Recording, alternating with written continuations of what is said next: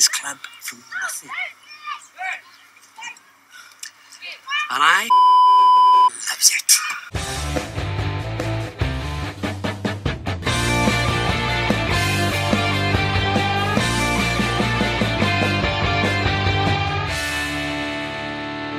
Episode 4 of In the Dugout. Today we've got Bonymaen legend John Tregembo on us. How are you, John? You right, mate?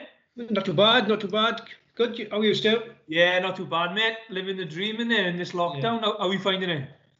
Well, a bit hard. I don't like this working from home. You know, it's a bit. I lose the contact with people. You know, instead of just having a chat with someone, then you're writing 300 emails, and it's just. Be glad when it all gets back to normal. Not for you, mate. Yeah, no, I'm the same, mate. It's frustrating, mate. But hey, mate, thanks for coming on and having a chat, pal.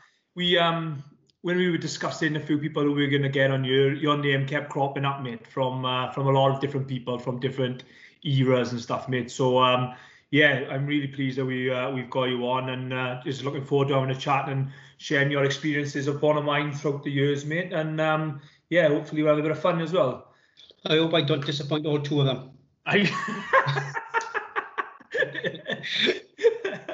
No, mate, it's been some, I've been really impressed with how it's taken off, really, the last couple of episodes. I don't know whether you've watched them. Yeah, I watched it too, but I enjoyed them thoroughly, yeah.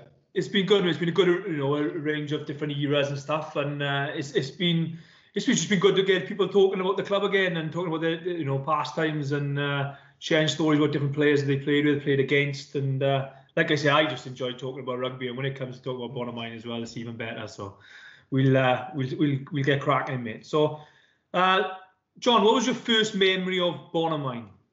Well, the first memory actually is a bit strange, really, because coming from a sort of a council house in Town Hill, Gorse Avenue, I remember going into the bar up in Bonymaen and people were speaking Welsh.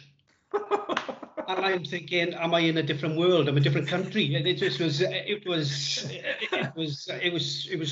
and it was the days before people went into pubs. Well, I was 12-year-old when I went up there. People didn't go to pubs, and to go into the club, I thought it was fantastic. And we had to change then, not in the changing room. We had to change in the hall. Right. If you go, we had to stay at sort of separate in towels and things like that. So you change one end. Yeah. And the junior rugby then we played on a Saturday. Cool. Yeah. We played rugby on a Saturday, and it was quite, we played at 1 o'clock, and the first or the seconds of the youth would come and watch. You'd have a good support. Oh, that's amazing. And that was sort of my first sort of memories of being in this club atmosphere.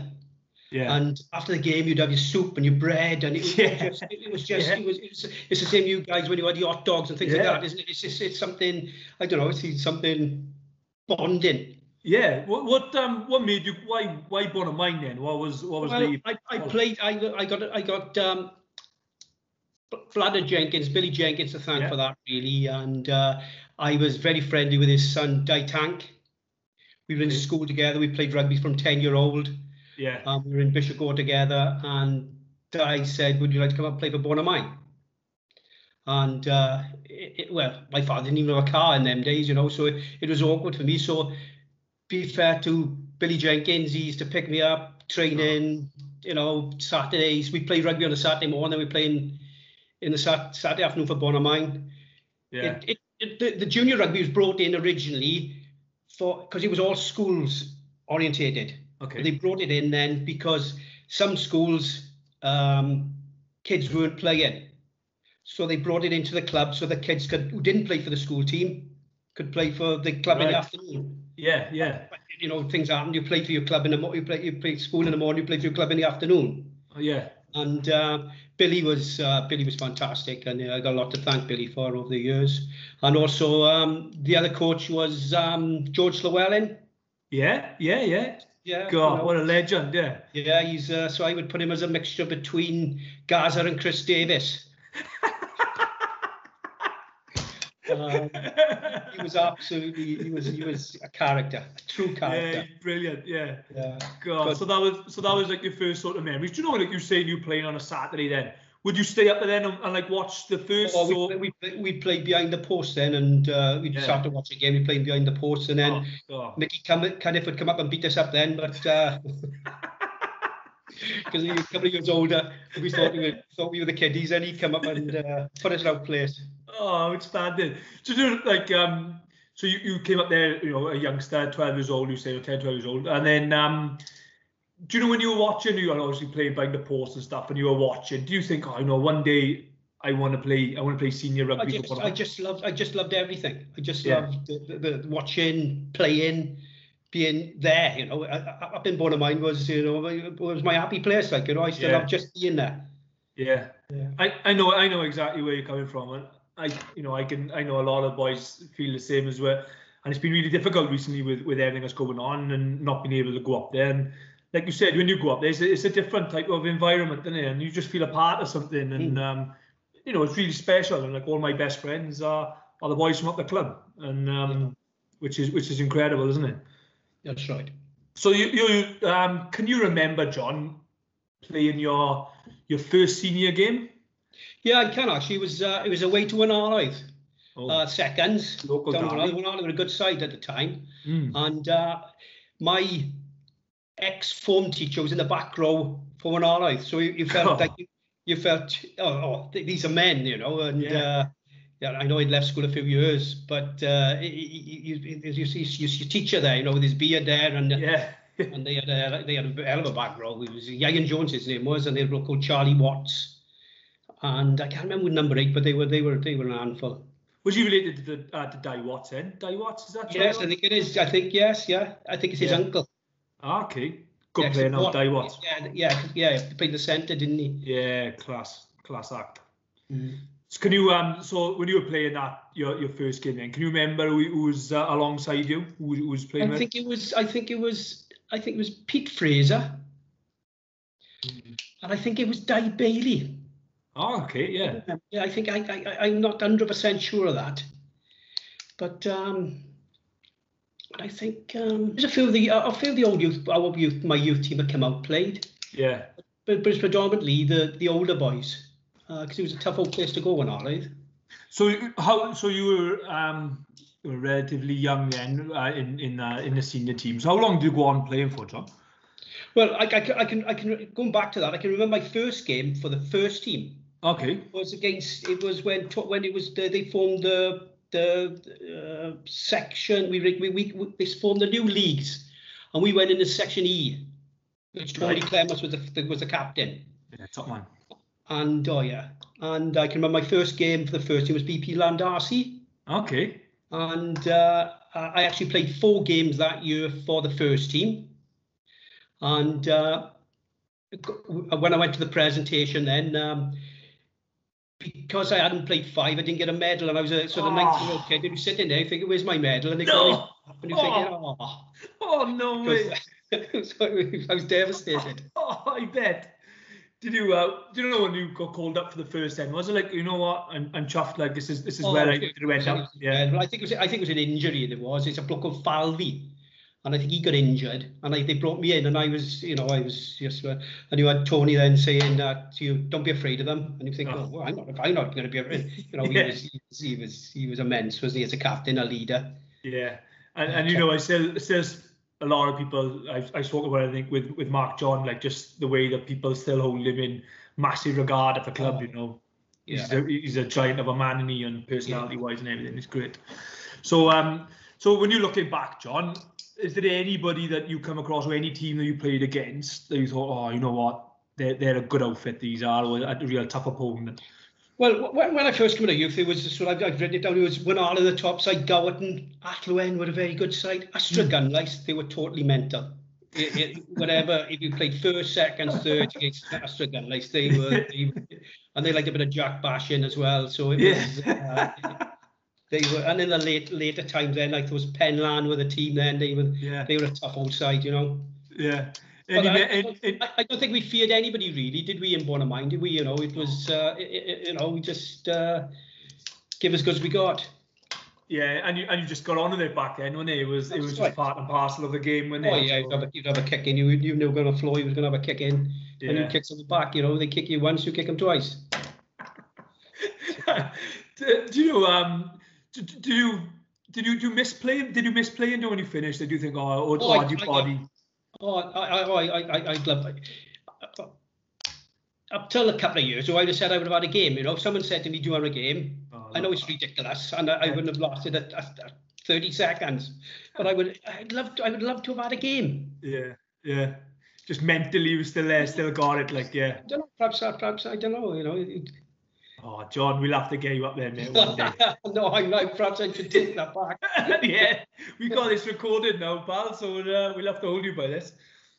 John, I want to touch upon as well, obviously you went from playing. We'll go back to like your career as a player, but I really want to touch on the coaching side of what you did as well, mate, and obviously coaching Gareth's age all the way through. And the amount of messages that I've had and the amount of people that I've spoken to who still hold you in the highest of regards and speak to you. And you talked about my favourite coach, my best ever coach, John Tregembo. He taught us the right way. And I think you look at how successful that era of players was and replicates into the success of Bonymaen now. If it wasn't for like yourself and like proper Bonymaen men, Nicky Cunniff, Kev Brooks, Keith Brooks, going back and instilling that type of ethos and mentality into the boys, I don't think we'd be as successful as what we were now. So just want to touch upon your coaching. What obviously you had Gareth in. Did you really enjoy going back? And was it something you always wanted to do? Well, when I finished playing in 1995, I think it was, I coached the youth then. Yeah. I'd done 4 years with the youth then. Oh, definitely. Then I finished, and we came back with Bryn Towie, which I think was the best thing the club ever did, but to have Bryn Towie, and that was great thanks to Tony Clement and to be honest to John Haig, because we did have a bit of objection about running two sides at the time. Okay. Yeah, not only from the Welsh Rugby Union or the Welsh Youth Rugby Union, but from within the club itself. What was the reasons for that then? Why? Well, I think people wanted bigger squads instead of having boys playing on a Saturday. I don't want to go into too much of the politics of it, but it was a bit. So we had a hard struggle actually, but we came through, and I think it was one of the best things ever to happen to have Bonymaen, to have the two sides, especially at the time when the money ran out. Yeah. And we had two sides really ready to go. Yeah, and I think like the way that I think the boys that we had coming into that team, we were lucky that we had them coached by people like yourself, mate, and they were winners, weren't they? Let's be honest. Yeah, like you coached winners, and I can remember when the money had went and we came back and we played Commanding Quins first game of the season, I think it was, and we were like really, really young, and we lost the game, but we battled hard against them. It was a close game, and I remember us all being gutted, like really, really gutted. I remember people saying, well, you're just given probably the team who's going to win the league, but we weren't used to losing. Do you know what I mean? And that was the biggest thing. The mentality was that the mentality was, that era, your era, the era before you as well, the team before you, my team sort of thing, the team underneath us, they were just winners. They just wanted to win. Yeah, 100%. Do you know, looking at the teams that you've coached, John, was there any like standout individual, or that you thought, oh, you know what, this boy, he's a flipping talent, like he could go all the way, or anyone in particular? There's so many, really, wasn't there? So many class players. I thought when I first coached, there's a number called Geraint Davis, played in Di Hills' team. I think Di might have mentioned him actually in his. And I thought he really could have gone all the way. Obviously, you had the Sam Kileys, didn't you? You had it's too many to Dean Howells type people. There was so many. Dwayne, fantastic. And you used a bit of a handful, old John, when he was coaching. You had to send him on a few laps now and again, wasn't it? I had to tell him, yeah. I can imagine, mate. He's still the same now when I'm coaching him. So, great, because you know, I was talking to Hughesy yesterday about it. Oh, Mike Hughes, another fan. You know, it goes on, doesn't it? All these players. Yeah, Richie Cunniff and people like that. Like, and honestly, the way that Nicky Yarwood. Yeah, class. Darren Fenders, people like that. Yeah. Like, you know, but they still, but those are the boys like Pritchie and stuff like that. They're all the boys now that are the backbone of our squad. Senior members now of our team, and is, you know, really fortunate that we've had that kind of spine now, and we've got these boys who've got a great mentality, and it's all stemmed from the coaching which they received at a younger age, like, you know. So hats off to you and a lot of the other coaches who've you know, put all the effort in, mate, to be honest with you. Going back to your playing days now, John, any memorable game that you could think of? Well, there's a couple of games. So it's a memorable season, really. It was the 1994-95 season when we was the third team. A little bit of history. The seconds were told they had to change the name to the Athletic. There was a little bit of politics going on about they were trying to not penny pinch. They were going to try and save a bit of few bob because they were paying players, and so they decided. I think in the background they didn't really want to have a third team. Right. Go. So to be fair, myself and Nicky kind of fought the good fight, and we won the day. But it was a time when we just wanted to play third team rugby, friendlies, and have a game, and just a few pints, what have you. Yeah. But the conditions that were set for us was that if we carried on having a third team, we would have to take over the second team fixtures in the Swansea district. Right. Which we took it on board. Yeah. So in that season, there were some good players there. You know, it's if I start mentioning one, it won't be fair on the others. But we had a really good side. We played 24 in the Swansea district. We played 24. I got the statistics here. Oh wow. We played 24 games, won 24. We scored 700 points and scored 106 tries. God, flipping it. And our number 8 Malcolm Joe scored 30 tries. God, it's incredible. Yeah, we won the Swansea District Cup, the President's Cup, Swansea District, and the Swansea District top try scorers as well. God. But if you say two games that come to my mind out of that season was going up to Penlan and in the quarter-final, and we took their 4-year ground record. Wow. And that was the toughest game I've ever played in. I couldn't move for a week. No. It was absolutely brutal. It was. That was Penlan first then, though, John, we played, yeah. They were junior union at the time, so was Birchgrove, Southgower. So our third team were playing their first teams. Flipping heck. Wow. So it was quite a good achievement. Yeah, talk us through that game up in Penlan, mate. Talk us through it. Oh, it was just. And we were wound up before the game. We told some of the Birchgrove coaches at the time. They said you don't want to take them on up front, but you had to take them on up front because it's a small pitch. Yeah, God, yeah. So you know it was like a red rag to a bull to us. Then don't take them on up front because they're gonna bosh you. They're gonna beat you. Yeah. So we went toe to toe and we won the battle. We won. We came out on top. Yeah. It was. And you took their 4-year record off them. Yeah, 4-year ground record, yeah. And there's another match then that we played Birchgrove over in Morrison in the semi-final the same year. Birchgrove had won the prestigious Brewers Cup. Have you ever heard of the Welsh Brewers Cup? Yeah, Brewers Cup, yeah. Yeah, and they was played in the Millennium Stadium or Cardiff Arms Park. I can't remember which one it was. And Birchgrove had won that. And, as the Chinese whispers go then, they were saying that they're going to get a carpenter in to give their trophy cabinet extension. And so the boys were sort of wound up for it.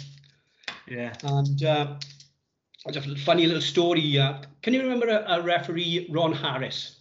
A little bit of a stutter. He might have done a few junior games. Probably, mate. Yeah, probably. Well, he was picked as the referee for the game, and so we're all waiting in Morrison, and then Ron comes over, he says to me, he says, and he only when he got a bit panicky, he started stammering or stuttering, and he said, John, there's no fucking linesman, he said, Bonymaen, fucking carnage. And it was, actually. And it was. And another incident in that I can remember, we got on top. I think Malcolm Jones scored 2 tries, and it was Kevin Brooks in the corner of the field started singing "When the Red Robin Goes Marked Off." Oh, and that didn't count. No, I bet. Yeah. But, yeah, all good fun. So you won that then you went down to St. Helens then, John, wasn't it? Yeah. I can remember that game. I was little, but I can remember going down to watch that. Well, it was like a family thing with us, because I suppose people get on a bit. They had children or friends had children. It was like it was all sort of it was good. Because I've seen that photo up on the club, and it's such a great photo. And you know what it's like after a few pints up the club, and then everyone's, Bonymaen used to have a third team up here, and then everyone's like, well, one day we'll bring a third team back up here. We won't train, we'll just turn up and we'll have a game on a Saturday. And I'll give you a fact now, Stuart. We had a 4th team up there one time. God. 4 senior sides. It didn't last for long. No. We had 4 senior sides, and I think they played about 6 games. They called themselves Bonymaen Fourth's Men on the Moon, because we didn't have the facilities to cater for all these teams, to be fair. Yeah. So they played anywhere. They said, well, we'll play on the moon if you like. And they had T-shirts with Bonymaen Fourth Team Men on the Moon. Oh wow! I did not know that. That's incredible. Was that the same era then as? Around the 80s. The 80s, early 80s. Yeah. Oh, I hope that one day it'd be great. Just all the boys come back and just have one more game, one more season together, and the third's like it'd be superb. Oh, that's outstanding. Looking back at your career, John, how old were you when you finished? Did you say? 38. 38. So flipping is that of a career, like going from all 12 years old all the way to there. Is there anything that you would change looking back? Can I tell you one more story from this season? Of course you 94, 95. Yeah. Well, it was at the end of the season there, we were invited up to Cinderford to play in a veterans game. Right. So we went up into this. We thought, a bunch of English guys now. We'll just beat them up and have a few pints and go home, But we get to Cinderford, and the changing room is rocking because they are totally up for it. They are bouncing, and we thought, oh God, we don't really want this because we did a hard season, and we had a few boys who hadn't played for a long time, and they were coming back just to have a throw about the for the last hurrah, Yeah. So it was a battle. It was a battle all the way through. It was bodies everywhere, people fighting here, and then in the end, 10 minutes before half time, the referee blows a whistle. He says, "Listen, now," he said, "I've had enough of this. If there's any more, I'm walking off." So with half time, we were all going into the huddle. So we had this guy then, Tony Gwaither, who used to play for us. He came up from Dunvant. He was a tough boy. I think he ended up being a professional minder out in Saudi Arabia. God. He was a tough boy. Yeah. So we're all in the huddle here, and they had their huddle over there, and they had this chap playing for them called Bomber, and he was there. He was about 6'5", 20 stone, and he was kicking everyone, punching everybody. The bully. Yeah. So we were in the huddle here. So I look across now, and Gwaither's sneaking into the huddle. And they let him in because they don't realise what's going on. He gave this almighty uppercut and he knocked Bomber out. Oh, it was the funniest thing it was the funniest thing I've seen play rugby. The ref said, "Right, that's the lot." Anyway, we carried on and we had a few pints after, and it was great. It was great. That's outstanding. That was a hell of a season. It was a hell of a great season. Got so many memories from it. Oh my gosh, that's brilliant. So in that team then, John, it was like sort of Nicky Cunniff, is it? Nicky Cunniff, yeah.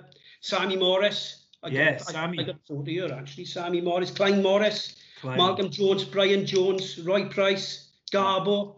Oh, brilliant. Peter James. Lots of very good players, Yeah. But they'd come through the Bonymaen kind of like way as well, and they probably get to that point. It was like they're not quite ready to give it up and And I just find it awesome that they've gone, right, you know, we'll have one more year with all my mates. Yeah. And let's see how far it goes. And you play 24 games and win 24 of them, you know, win everything, which is what a way to go out, isn't it? Yeah, well, we trained hard as well, you know. We because the athletic come first, we used to train on the same night, and then they'd split up, and then we'd have to go behind the posts because no room for no, there's no room for us. And but we worked hard. We trained hard, and people thought, oh, you know, a big fat lot of people, but we did work hard in training. Yeah, and it showed then with the results, obviously. That's right. Yeah. Oh, awesome! That's a great story as well. I love that. That's so funny. So yeah, John, anything you'd look to change in your career? Anything? Well, like if I was 6'6" and 17 stone, that would have been all right, wouldn't it? Yeah. There's nothing that you think, oh, you know, I'd have changed. It would be a bit different there, or. Well, what do you mean? In regrets or what? Or what? Yeah, regrets. There's a few people I've spoken to about it. I did. I was when all the money went, and Owl Bryant there, I think he was top committee man. I played with Owl as well. He was a great player, Owl. He asked me, would you like to coach the first? And I declined, and I sort of regretted that since. Yeah. John, we'll get you back up there, mate. You can have it. It's too cold up there for me now, my age. All the boys would love that, mate. Honestly, the way they still speak about you, probably more than happy to. It's because, you know, you look at it and you speak to a lot of people, and, you know, I spoke to Warlords and Dials and people like that, and they say, oh, you know what, finished probably a bit too soon. 31, 34, whatever it was. Like, and, you know, I look at it as well. I was 32 and, like, my knees packed in, my wrists packed in, and you think, oh, did I finish a bit soon kind of thing? But then, you know, you can always go back to it, try and keep yourself a little bit fit, I suppose, and maybe have one more year like you boys did, and try and get a third team up there, and that'd be really good, wouldn't it? Have one more battle. I mean, I think that's you know, and a lot of boys have said that as well. So hopefully we can get that going. John, we're going to move on now to your Bonymaen 15. Right. Have you found this difficult to do? Oh, I found it terrible, yeah. I forgot how many people I played with, you know, and because I played for nearly sort of 2 decades, and I was thinking of Mark John, because he's played for nearly 3 decades, isn't he? And I'm thinking all the people must have gone through his mind is. John's always stressing. And I wrote a few people down, and then I'm thinking, oh, about him, and I'm thinking, it's a secret. It's carnage, isn't it? It's hard work. Yeah, it's hard work picking a team on a Saturday. Go on, mate. We'll start with the Lucid. Right. I'm going to mention. Well, obviously, Di Tank. I grew up with Di Tank, and he was a beast of a man, and he was, you know, he was top player. But Di worked on the rigs, so we didn't see the best of Di really. But he was a real good player. Also, Jeremy White, you know, Chalky's man. He was a good loosehead, and quite underrated really, but a real good player. Good character. But my number one is Andrew Majors. Yeah. Andrew Majors. Just all good loosehead, John, all good scrummager. Tough as teak. He never said much on the field, never said much off the field really, and just got on with it. But he just got on with it, and he's a tough old boy. Yeah. Great stuff. Hooker, who have we gone for? Hooker, well, I played with Anthony Wallace in the youth, who was a Welsh youth cap, who was a very good player. He didn't do much after youth. I think he had a few injuries. He had a car accident. I also played with Di Fox in youth. Seniors, he was, well, in one game, we played down in Cadwelly, and Wally was playing, or Anthony Wallace was playing hooker, but we had to get him on the team, like, you know, so they played him on the wing. And the Welsh selectors were saying, why haven't we seen this guy all season? Where's he been, like, you know? And he was flipping heck. He was equally as good on the wing as well, probably. Oh, he was superb, he was. And like I said, the Welsh selectors were saying, why haven't we seen this bloke in the trials? Yeah. Gosh, that's outstanding. Amazing. Yeah, it's also, you know, Clyde Morris, good player. You know, we give 100%. But the one you want to be in the trenches with is Charlie Cunniff, you know, and so Charlie Cunniff's my number 2.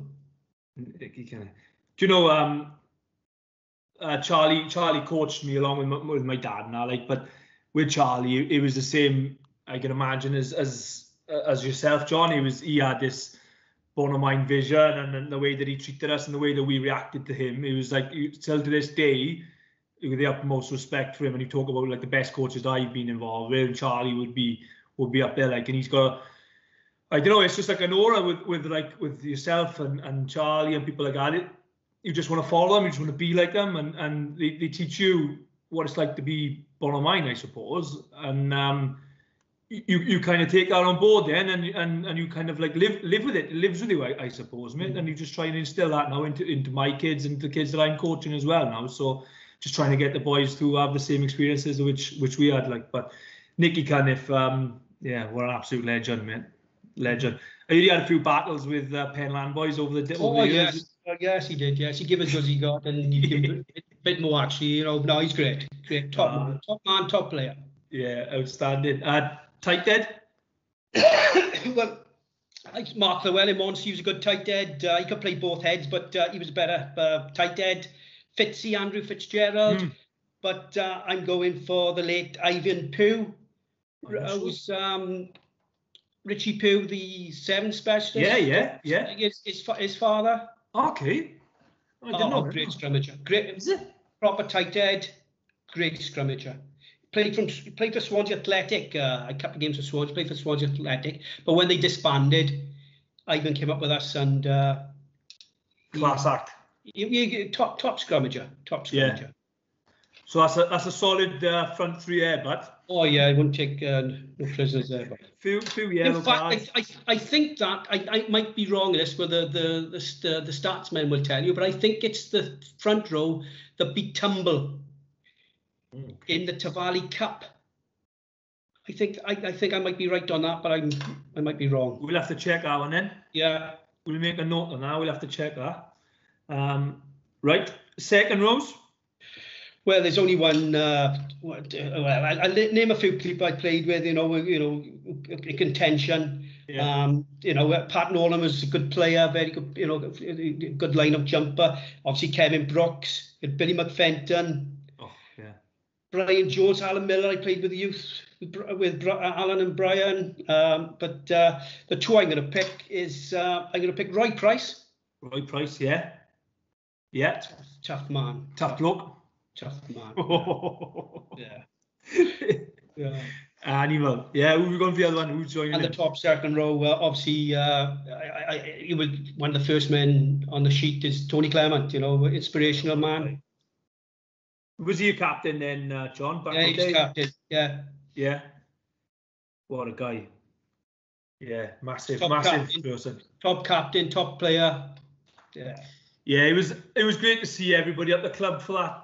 It was a bit of like a reunion not so long ago in there, like a couple of before all this crap was happening. And it was loads of people telling different stories and stuff like about it. It was so good to see the bar full of everybody, and obviously I know Clem had a big part of that as well. Didn't he, trying to get everyone together? Yeah. So still. Well, if Clem says to go somewhere, you go. You still do it, like he did as a player. If he said, "Let's bloody jump over here," you jump over there. And if he says, "Let's go up the club," he goes up the club. Can't argue with that, mate. He still owes that respect. Yeah, I love that. And that's right, spot on. Blindside. Oh, I'm going to pick a number 8 as a blindside. Oh, go on. Controversial. Let me get my sheet by here now. I'm going to name a couple of players I played with, and then I'm going to name, Colin Clatterback. Do you know Colin? Yeah, a lot of people have spoken about him, yeah. Yeah, Colin Clatterback, tough old boy, and he played prop as well, and he was he was a really strong man. I played with the 3 Sturgis boys. Neil, I played a lot with Neil over the years. Yeah. Great player. Not so much with Mark and Tony, but I played a lot with Neil. Top man, top player. And it was Ken Isaac. You heard of Ken Isaac? Yeah, Kenny Isaac, yeah. He was something special. Yeah. Also, Andrew Myers. Yeah. You heard about him, yeah. Andrew Myers, yeah. We also had Mark Williams and Russell Price come up from Minnebark. They done lots for Bonymaen. They played really well. Mark was a good player, strong, good player. Yeah. But I'm going to pick Malcolm Jones as a blind side. Right, okay. He's the chap. He played 8 for us in the third when we scored. He scored 30 tries, so he'll be handy to have on the team. Oh yeah, get touchdown, mate. Yeah, 30 tries from the back row, flipping heck. And I'm gonna pick a Bonymaen stalwart as far as I'm concerned. I played with him I suppose more than anybody really up in Bonymaen. I'm going for Mike Terry. He was a consistent player. Yeah. And I played for him in the back row as well. So he's 7, is he, John? Yeah, picking him 7. Mike Terry, I'm not sure I know Mike. I don't know that. Mike managed the youth team, and he done a bit after he finished, you know. But yeah. The nuisance, was he, John? Yeah, he's a nuisance. Yeah, but he was a silent assassin as well. Like, you know, I'd always get the blame. He'd kick him and he'd blame me. I like that. That's a bit like what I was like. Yeah, that's pretty much what I used to do. Yeah. Number 8, John. Well, I'm going to name. It was George Poole. I didn't really play that much with George, but George was very fit, and used to watch him play. He's a very good player, George. Excellent player. Yeah. Obviously, Jakey Powell, another superb player, character as well. Yeah. But I'm going for Malcolm Griffiths, the late Malcolm Griffiths. Yeah, Malcolm Griffiths. Yeah. Griffiths. Good player, John. Oh, superb. Yeah. Top player, top bloke. Yeah. In fact, I think he was best man to 6 or 7 people. Wow, flipping! I just speaks volumes. Speaks volumes of the man's respect. But as a player as well, he had it all. You know, he was really good. Yeah. He had a few games for Neath, but he was Bonymaen through and through. He captained for a few seasons as well, John, didn't he? Yeah, captain of the first team. Yeah. Oh, superb, mate! Awesome. That's a crazy pack, isn't it? Flipping. Oh yeah, taking prisoners that pack. There's some animals in there, yeah. Scrum half, John. Right, let me get my little bit of paperwork here for a minute. Well, I played with Simon Morris. Was a really good scrum half at youth level. He would have been in senior level as well. But the person I'm picking, I think. This fella could have gone all the way, really. I think he had so much potential. Yeah. He's been a great servant to Bonymaen. But what a scrum half. I'm going Chris Davis. Chrissy Davis. What a guy. He's still having a game now as well. He's a very, very good player. And I think, I think he could have gone a long, long way. Yeah. He's if he listens, I hope he don't mind me saying, I think he didn't fulfill his potential, really. Mm. Yeah, he was down in Swansea for a bit, wasn't he? Didn't he have like a few games in there? He kept Robert Jones out of going on the Far East tour. God, yeah, he still trains with us like now and again, and he always puts his hand up and has a few games for a second. He enjoys box kicking in the opposition 22 these days. That's his new tactic now. Get to the 22 and he puts a little box kick up like. But he can't run. He can't run. And he still likes to throw it about as well and have a bit of a scrap as well. But like you said, he's a character at the club, mate, and what a guy, top man. So Chris at 10. Who's partnering him at 9?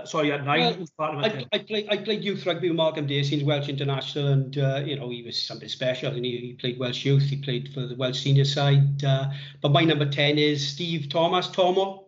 Right. Okay. I think I know him. Steve Tomo. A local boy, John, or? Yeah, I played for Bonymaen. He lives in Park Winvarog now, but he lived in. He was from Terrace Road at the time, and I think he was one of the first people to go to. I think he passed his. I think Kevin England was not a grammar school, but I think it was the first. Well, I might get this wrong, so I once, but he came from Terrace Road to Kevin England, and he met all the Bonymaen boys, and all of a sudden.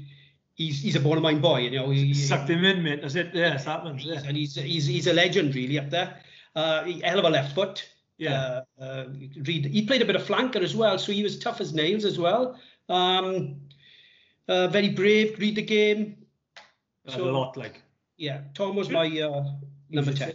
You touched upon Dacey then. You said you played youth with him. Did you know, like, you know, some players you watch and you play alongside, you think, he's different level. Do you know he'd go on and represent Wales and all that? Yes, he was class. He controlled the game. He just another gear, isn't it? You know, they got so much time as class players, haven't they? They think, it looks easy. They make it look easy, don't they? That's it. Yeah, it's so much time on the ball and just make things happen. Yeah. They could just go through gaps where other people would struggle. Oh, if only, innit? If only. Left wing, John. I got on the wings. Well,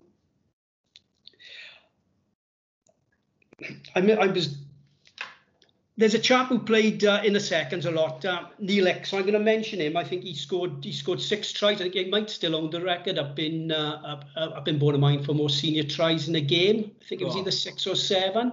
Yeah. But I'm going from the wings for Derek East and Di Owls. Wow. Derek East. I think Derek he went over to Neath for a couple of games, and Elgin Rees. Mm-hmm. He put was it Elgin Rees? He was a big punch up on it. Was that the game? I might be getting this wrong now. Did he put the head in someone? JJ Williams. I was told this story, yeah. Yeah, he put the head in JJ Williams. Elgin Rees was one wing and Derek was the other wing. And it was a bit of a flipping heck. He'll fit in well there. British Lion. Yeah, have that. Oh, amazing. Di Owls, man. I can't picture that. Di Owls, he played out half at a younger age, and then he moved to the wing. He could kick goals as well, Di. Yeah. He scored loads of tries.